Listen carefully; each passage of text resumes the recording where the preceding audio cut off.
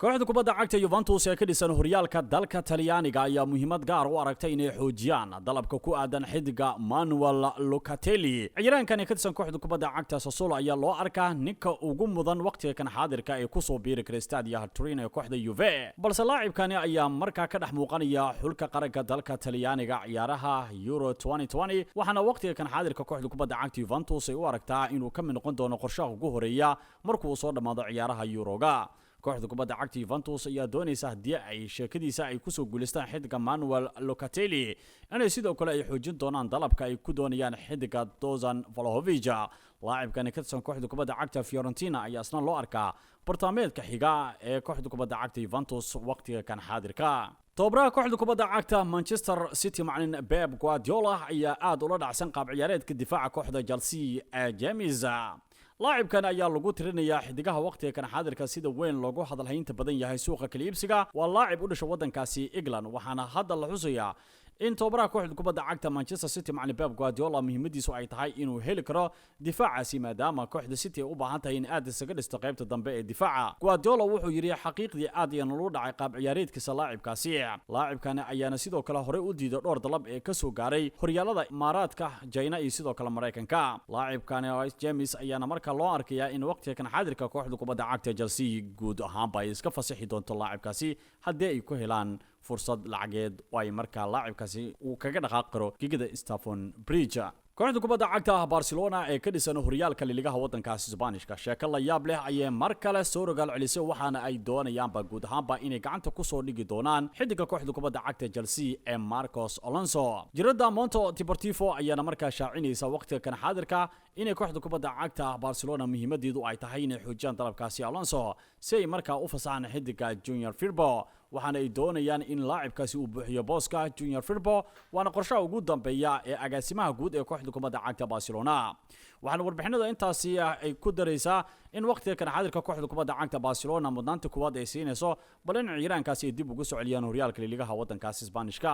sheekadani ayaa la doonayaa in la soo afjaro haddii laacibka Junior Firpo uu isaga dhaqaaqo staadiyaha kooxda kubadda cagta Barcelona xil ciyaareedkani oo Marcos Alonso uu ka soo ambabaxo gigada Stamford Bridge ee kooxda kubadda cagta Chelsea.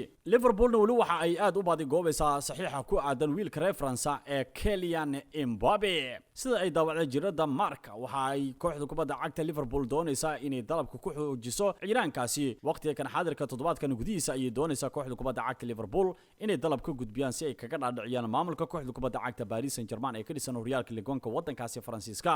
waxaana marka sidoo kale ay xusaysaa in ciyaaraankan Kylian Mbappe toddobaadkii ugu dambeeyay ee xiriir dhow ay la soo sameeyeen qaar ka mid ah xubno ka tirsan kooxda kubadda cagta ee Real Madrid. waxaana la fahansan yahay Kylian Mbappe shakhsiyan ba inuu doonayo inuu ka dhaqaaqo magaalada Paris ee dalkaasi Faransiiska. laakiin Liverpool ayaa doonaysa inay staadiyaheeda Anfield ay geeyaan ciyaaraankan Kylian Mbappe haddii guud ahaanba uu diiday in heshiiska u kordhiyo kooxda kubadda cagta ee Paris Saint-Germain.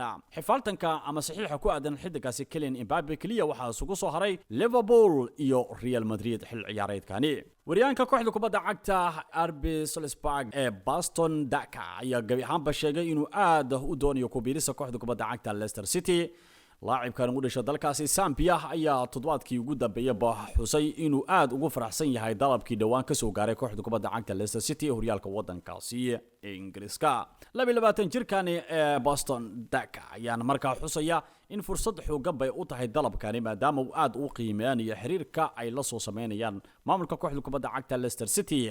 tani waa riyadiida waxaan doonayaa inaan aad u soo dhaweeyo saxiixa ku aadan inaan markaa u dhaqaaqayo kooxda kubadda cagta ee Leicester City. Baston Daka ayaa aad markaa loogu hadlayaa marka loo eego suuqa kala iibsiga waxaana baadigoobaya ku dhawaad 7 kooxood ee ka dhisan tartamada qaaradaas Yurub.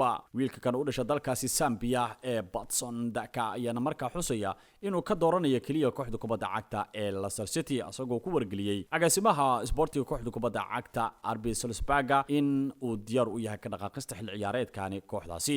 Leicester City waxay doonaysaa in ciyaaraankaasi qaybta weerarka ay markaa kula mataanayso sida xidigaha Jamie Vardy iyo Inacho. kooxda kubadda cagta Tottenham ayaa dhinaca kale waxa ay diyaar u tahay inay xoojiso dalabkeeda Jules Kounde. ciyaaraankan ayaa markaa loo arkaya mudnaanta koowaad imaanshaha staadiga kooxda kubadda cagta ee Tottenham Hotspur. laacibkan ayaa si weyn u soo jiitay dhowr kooxood ee ka dhisan tartamada qaaradaas Yurub. balse kooxda kubadda cagta Sevilla ayaa markaa xustay in ciyaaraankan heshiiskiisa lagu burburin karo adduun lacageed gaaraya 80 milyan oo lacagta Euroga. waxaana waqtiga kan xaadirka ay kooxda kubadda cagta Sevilla ay doonaysaa kaliya inay dhigaysato qiimaha gaariga 80 milyan.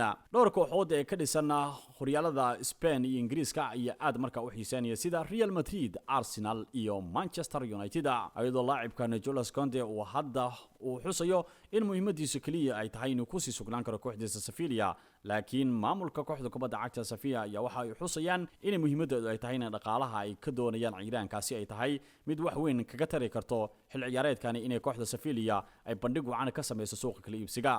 Jules Kounde ayaana markaa loo arkayaa ninka kaliya ee waqtiga kan xaadirka ay heli karto kooxda kubadda cagta Tottenham, laakiin waxay kaga xirnaan kartaa kaliya inay bixiso adduun lacageed gaaraya 80 milyan oo lacagta Euro-ga.